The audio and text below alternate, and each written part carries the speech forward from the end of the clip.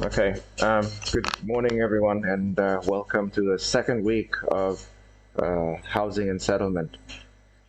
Um, Last week we talked about what a home, what a house is, and what is the meaning of a home, and we found out that there are different that a house or a home means different things to different people, and depending on the situation. Um, a house can also mean the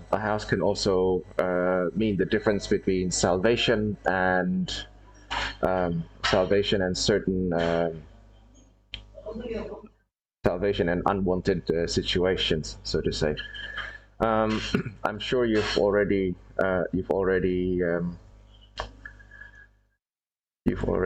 marked your attendance. Let's just begin this week's discussion. Now,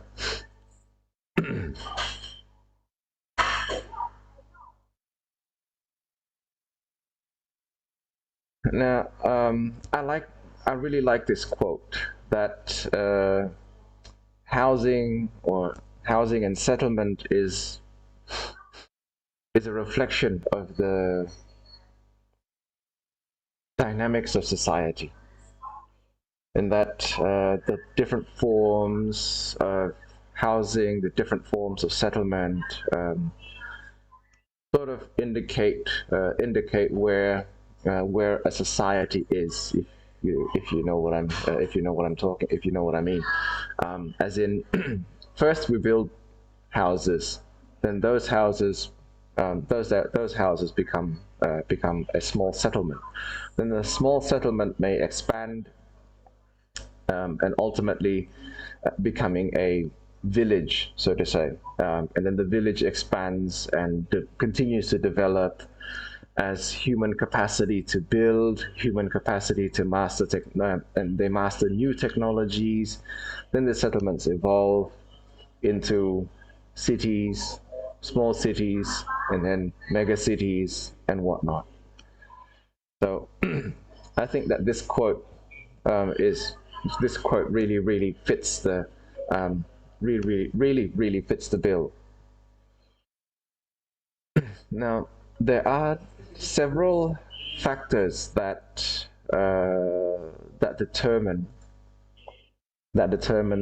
growth and or development.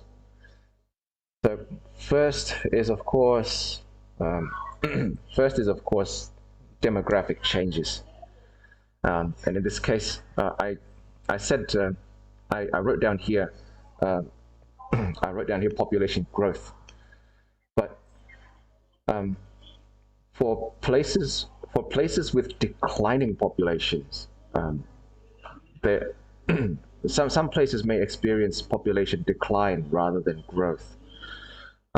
You might not really We might not really observe population decline here, as our population continue to grow, but places in the global north, for example, say Europe, some places in the United States. I know of a place that I often mention, of a city that I visited several years ago in Germany, where they have a declining population rather than growing population. And so the declining population affects their form and patterns of settlement. Population growth will lead to suburbanization, but if we think about population decline, then perhaps it's not more of a suburbanization, but more of a how can we reclaim the land? How can we reclaim the land so that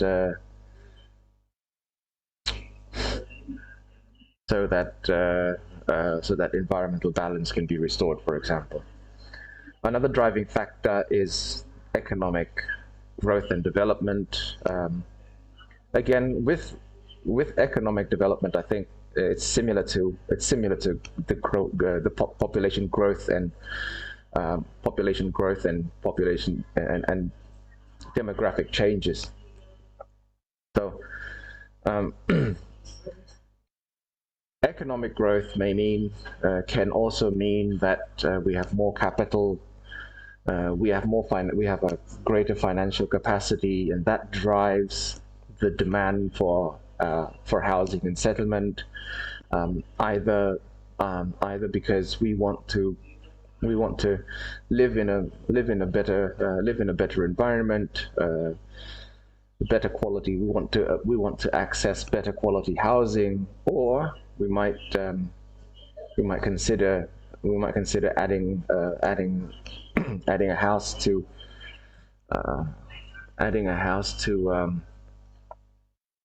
buying another house for investment, for example.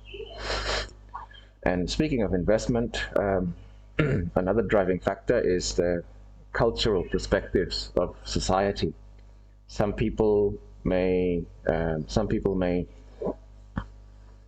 as I said, some people may view the house as an investment. Other cultural perspectives would be housing preference. Um, some people may decide that they don't. Some people may not like living in. They may favor detached housing rather than vertical housing, for example. And of course, if everybody wants detached housing, then we're bound to get a certain type of, or a certain shape, certain form of settlement, rather than the other. If people prefer to live in vertical housing or vertical settlements, then of course we would see much denser cities, much denser city centers, rather than the typical sprawl associated with single detached housing. Other um, other other other factors are associated with institutional factors. Um, for example, the first homeowners grant in Queensland, Australia, is something that I think is a bit strange, because on one hand, the Queensland government want to keep their cities compact and dense, yet on the other hand, they have this first homeowners grant where you can access this bonus or this grant. It's up to 20,000. It's up to 20,000 or $40,000 that goes into your down payment for your first home. But to access this grant, you would have to buy a new house, a new building, a house that is newly built, and usually these newly built houses are situated in suburbs. And so, in a way, this institutional tool or instrument helped drive suburbanization, and helped drive urban sprawl. As a matter of fact, other in from our own backyard, we have subsidized housing. I think, yeah, well, first homeowners grant is a sort of subsidized housing scheme, but overall, I think most subsidized housing schemes entail access to new structures, to new development, rather than subsidizing housing for example, if you were to buy a house in a kampong and you want to renovate the house because you think that this is a good neighborhood for you, and you like the neighborhood, and you don't want to move to the suburbs. Unfortunately, most subsidy schemes don't work that way. So in a way, on one hand, the housing subsidy schemes usually help you access good housing, good and healthy housing, adequate housing. But on the other hand, these subsidy schemes usually drive you further away from city centers, and that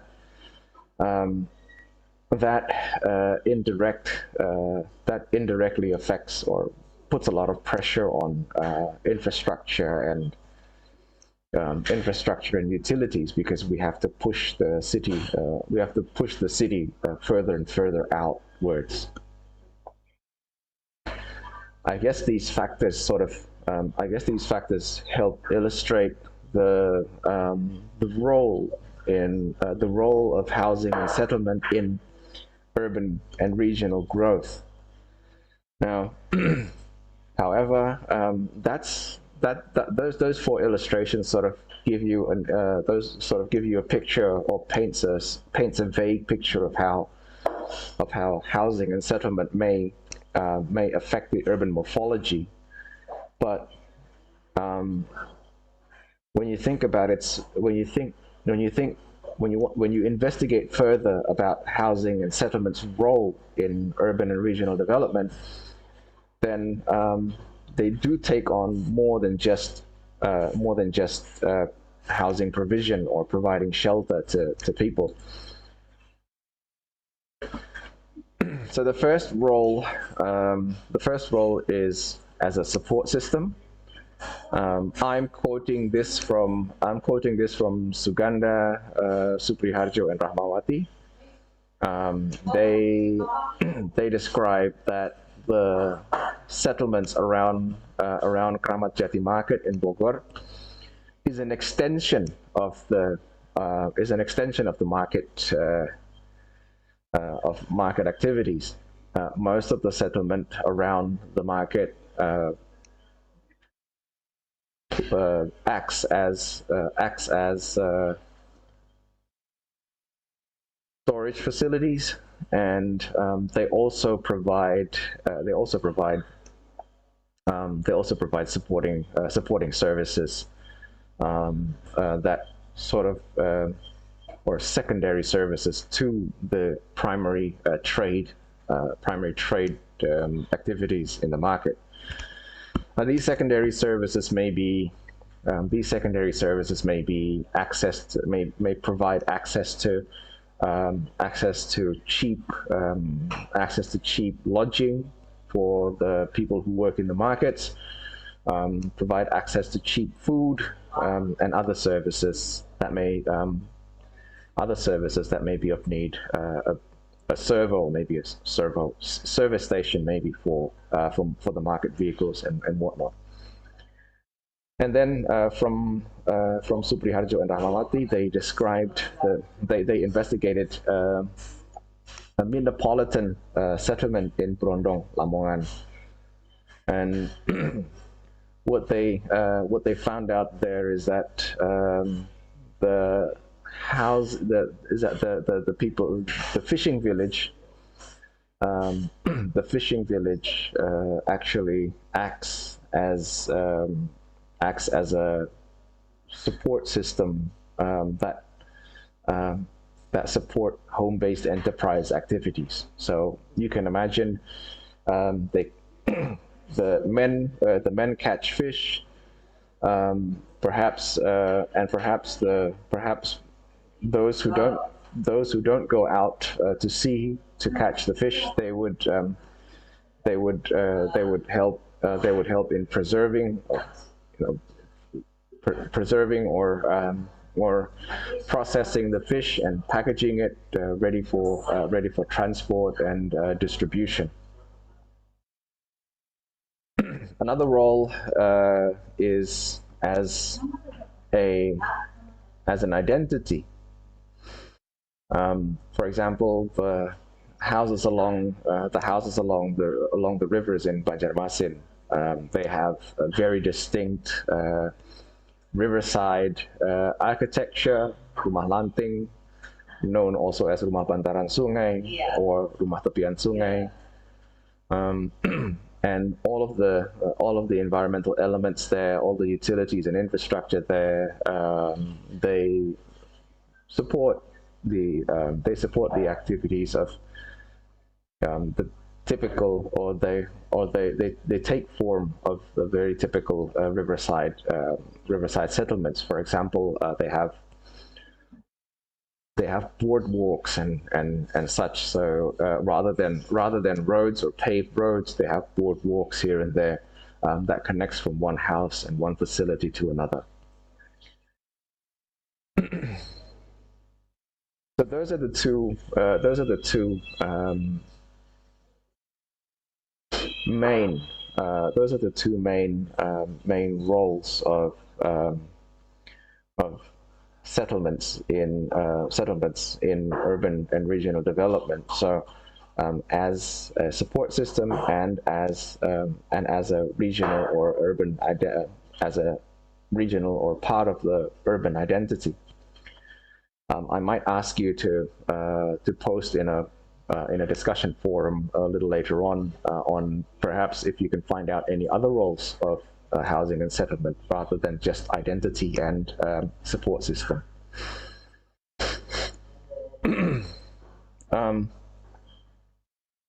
As I mentioned in the first, when I talked about the four driving factors, housing and settlement do affect the spatial structure of a region, a city or a region,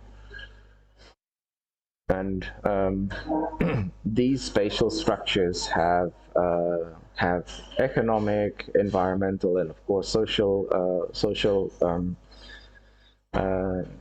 impacts.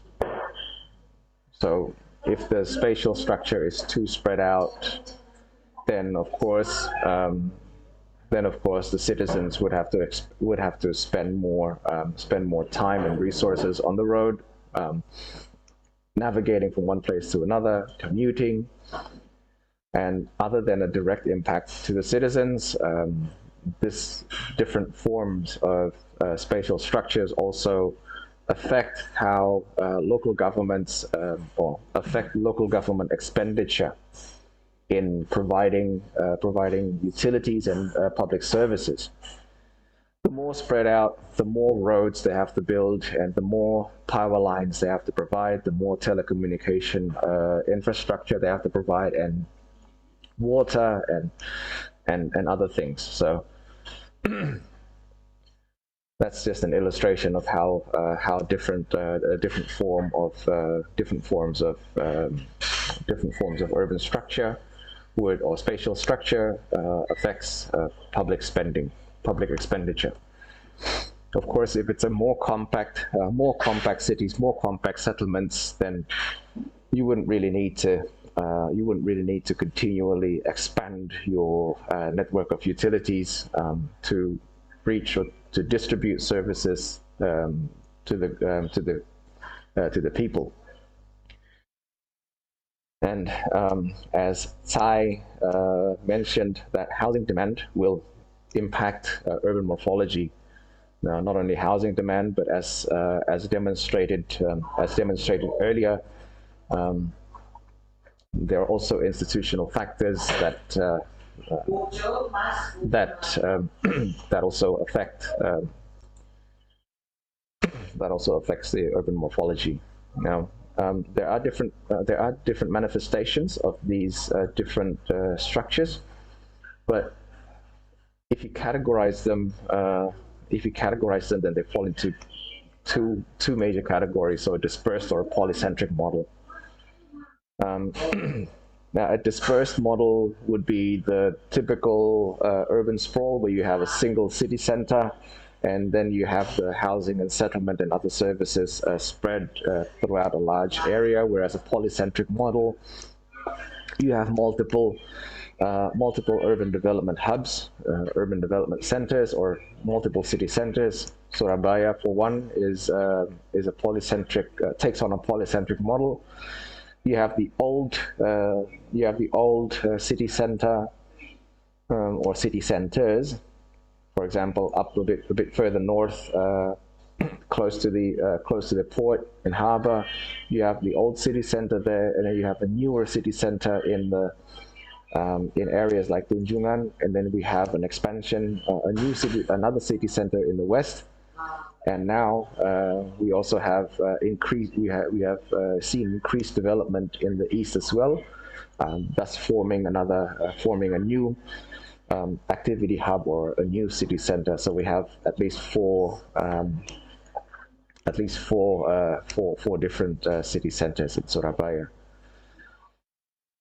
And this polycentric urban form is increasingly regarded as compactness because people don't necessarily need to travel from one city center to another to access goods and services. Although there is the occasional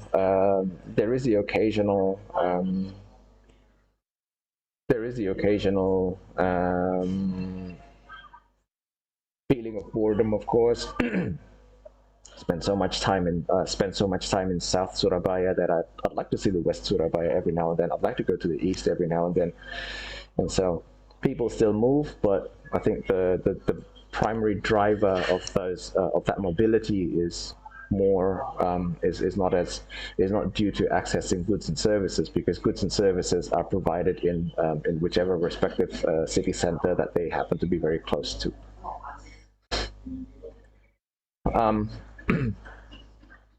Another thing that affects housing spread or housing development is the housing preference and housing choice. Now, I need to make a distinction between preference and choice. So housing preference would be things like, oh, I would like a house with a huge front lawn, a huge backyard, preferably with a shed, single-story home with a shed and a garage to be able to work on making furniture and whatnot. But my choices are limited due to my financial capacity. Perhaps I would like a house that sits on a 100-acre land, but my budget only allows for a 200 square meter land, perhaps, and or maybe less. And so housing preference is more internal, whereas housing choice is usually affected by external factors such as housing availability and your budget. So those are two of the most common denominators or common factors that affect housing choice. Housing preference can be affected by our cultural values. I prefer to live in vertical housing rather than horizontal detached housing, for example. That's my preference. But yeah, but when we talk about choice, are there vertical housing available, or do you have enough money to afford vertical housing and its services and so on? So I think you already get a picture of what. So another there are more. These are some other factors that determine housing distribution. First of all is the push outward force of city centers. Perhaps there are unmet housing demand in the city center, or perhaps there are unattractive qualities of city center. There are not enough housing in the city center, or perhaps the city center has become too crowded that you just want to get away. You just want to go find somewhere that is more comfortable, that is a lot more suitable to your needs and suitable to your expectations, or those that meet your expectations of better quality living. And then there's also the pull outward force of the outskirts. Again, if there is an unmet housing demand in city centers, then there's usually an abundance of housing supply. in the outskirts of the city, where land is still relatively cheaper than it is in the city center. So developers can access, or they can access large quantities of land to develop and build new settlements. And then there are also those, if we relate to the push outward force, unattractive qualities of city centers, because it's too crowded, it's too polluted, then the outskirts of the city may be more livable, may promise better quality living.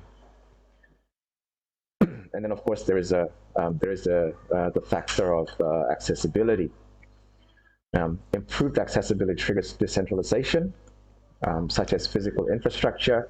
The more road networks they build towards the outskirts of the city, the more accessible these urban fringe areas become. And then we also have the financial accessibility, for example, the first homeowners grant that I just mentioned earlier. So these are that's the physical drivers, and then of course the institutional drivers that improve accessibility to better housing and such. Now, preference. Back to preference again.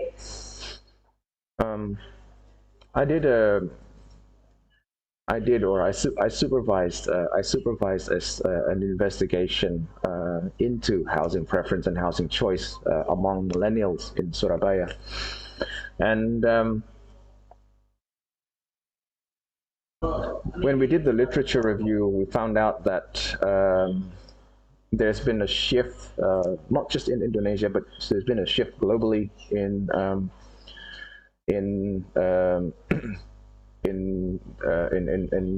different social values. So these two publications highlight the changes of the shifts of what traditionally constitutes a home. So a home previously, a home would be where, as I said last week, there are so many different meanings. As a space of care, home as inheritance and whatnot. But now, more people are increasingly thinking of the house and home as more of a stepping stones into different economic classes, and so this bond, or this I wouldn't say bond or connection, but this but yeah, this attachment to the traditional meaning of a home is increasingly diminishing. And of course, there is also the shift to live in much less dense settlements, much less dense environments. And sometimes I think I can see why. I can see why this happens. I think if I reflect on personal experience, say after a bad day at the office or a full day at the office, I have to commute, deal with traffic and other people on the road, and then I'd like to come home to a nice, quiet environment, and such quietness cannot be attained if you live in a very dense environment. So I think that's just an illustration of how people are increasingly attracted to move in to live in lower density settlements. And comfort also affects preference. Now, comfort, just like the X factor, what makes a house a home, also differ between one individual to another. There are three of us right now, so I'm supposed there are three different measures of comfort, three different parameters of comfort. For example, you might say that comfort for me is quiet. It's nice and cool. Nice and cool. A house with nice flowing open plan layout, and nice and flow, good sight lines and stuff. That might be your measure of comfort, whereas other people might think of comfort as I like it when I can hear or see the neighbors' children running about, children screaming here and there. It just makes the place more alive, and that's comfort for me, for example. Yeah, that's what happened to me. And then, of course, another attribute that affects preference is aesthetics. You can't deny that a house's facade, the way the house looks, what colors it has, what building materials it uses on the facade affects the aesthetics, and that affects how you feel towards the house. Is it attractive enough? Is it your style, so to say?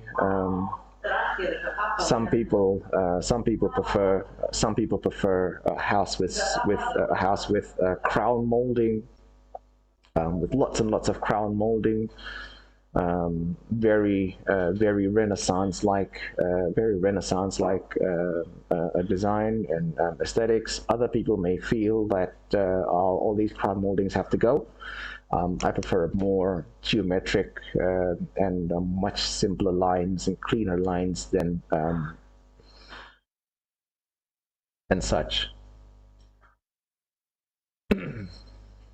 Now, housing preference and housing choice determine our decisions to stay in a location. We have to think of the space access trade-off before we decide to buy a house. Sorry. So, for example, I might have a bigger space if I live in the suburbs, much larger backyard and so on. But of course, there is the issue of accessibility. I have to travel further to work, to school, and that's the sort of space access trade-off. And of course, another factor that affects your decision to stay in one place would be your life stages, where you are in life, family events such as marriage, having children. That affects your decision to stay. For example, if you were still single, you can afford a house, you might think of a studio apartment. And when you acquire a partner in life, you get married, then perhaps the studio apartment still fulfills your needs. But then you plan to expand your family by having children. And so perhaps the studio apartment is not so. Or the studio apartment cannot fulfill your needs anymore. You need space for the children to grow and develop, and so you decide to move and settle in different places. And perhaps even when your children go to school, and you decide that I want them to be able to go to that school, and find a house within the school's catchment area and such. So that's what it's meant by the different stages and different stages of life that everyone will go through eventually. Lifestyle is another thing, of course, and so perhaps you prefer to live in isolated places, up high in the mountains. where you can go ride mountain bikes every day, for example, or you prefer to, or your lifestyle dictates that you live in coastal areas near beaches because you want to surf all day, for example. And these preferences and these choices, they have a very significant geographical impact, and so that sort of affects the different the structures or the spatial structures in urban cities. Now, one thing to remember, that housing choice does not always reflect their housing preference. There is the possibility that people have a much different preference to their housing choice, simply because of budget constraints and availability are two of the most common examples. I might, like I said, I might prefer to live in a 1,000-acre home with a small forest in the backyard and such, but my financial constraints won't allow me to access such housing. So, funnily enough, this is all I have for us today. So do any of you have any comments or questions, or anything that you need to clarify, perhaps?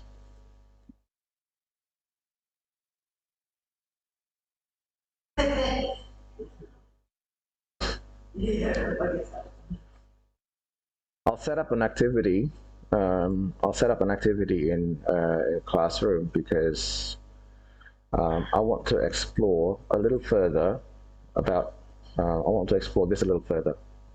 So far, I've given you two roles of housing and settlement in cities, as a support system and as part of the identity. Your task in the forum would be to seek out different roles of housing and settlement, and then we will discuss that. Both online and when we meet again in our upcoming meeting next week. So next week, supply and demand and the never-ending efforts to provide housing and the issues associated with housing provision, the actors, and the slum and squatters phenomenon as a feature in some of our urban settlements. And finally, we'll talk a little bit about affordable housing. So these are the references that I used to compile these slides. I think most of them are available, so I'll put them up. I'll put these slides up in Classroom, so you can access these. These references on your own to help you with exploring and preparing for the upcoming task. Right. Still, any questions? Any further questions or comments? Sorry.